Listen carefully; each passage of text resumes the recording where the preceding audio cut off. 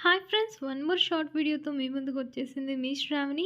ఈరోజు చెన్నై టు తిరుపతి వస్తుంటే నేను హైవే రోడ్లో ఏ టు బి రెస్టారెంట్ని చూసాం. సరే ఆగి కొంచెం రిలాక్స్ అవుదాం, మంచి వేడివేడిగా కాఫీ తాగుదామని కాఫీ అయితే తాగేశాను.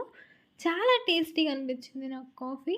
కన్ఫామ్గా మీలలో కూడా ఎవరో ఒకరు వెళ్ళింటారు కదా ఏ టు బి రెస్టారెంట్కి. మీ ఫేవరెట్ డిష్ ఏంటో కూడా కమెంట్ సెక్షన్లో కమెంట్ చేయండి. నెక్స్ట్ టైం వెళ్ళినప్పుడు కన్ఫామ్గా టేస్ట్ చేస్తా, ఓకేనా. నెక్స్ట్ పానీపూరి తీసుకున్నాం.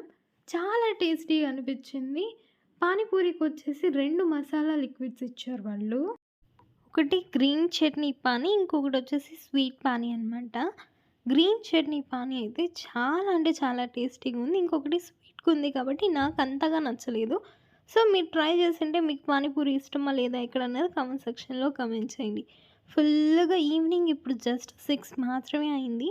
బట్ అప్పుడే చీకటయిపోయింది. ఫుల్ రెస్టారెంట్ మొత్తం నిండిపోయారు అలాగా. సరే నెక్స్ట్ నేను ఏ డిష్ తీసుకున్నానో చెప్తాను. నెక్స్ట్ వచ్చేసి గోబీ తీసుకున్నాం. మేమిక్కడ ఓన్లీ కాఫీ, పానీపూరి, గోబీ మాత్రమే ట్రై చేసాం. బట్ నాకిప్పుడు ఇక్కడ ఫేవరెట్ ఏదైపోయిందంటే గోబీ, పానీపూరి. ఈ మధ్య ఎక్కడ ఏ టు బి రెస్టారెంట్ ఏదైనా జర్నీ చేసేటప్పుడు కనిపిస్తే నాకు ఇవి 2 కన్ఫర్మ్‌గా ట్రై చేయాలనిపిస్తుంది.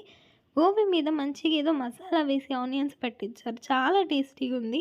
సో, మీరెప్పుడైనా విజిట్ చేసుంటే ఖచ్చితంగా ట్రై చేయండి ఈ 2 డిషెస్, ఓకేనా. సరే మరి ఇంకొక షార్ట్ వీడియోతో మీ ముందుకొస్తుంది మీ శ్రావణి. అంతవరకు bye. Have a nice day.